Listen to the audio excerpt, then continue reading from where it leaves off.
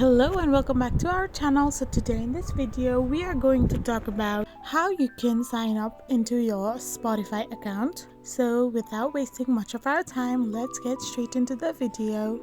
So first and foremost, all you need to do is open your Spotify app.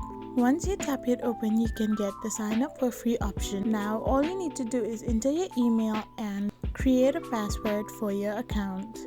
Once you have set a strong password, you need to press the next button. Now you can either choose to turn on your notifications or not now option. So now you need to choose 3 or more artists you like and press the done button.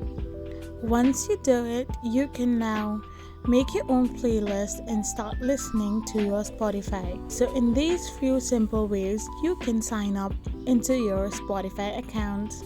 I hope this video was helpful to you all, so don't forget to hit that subscribe button and do give us a thumbs up. We will be back again with these informative videos. Thank you for watching.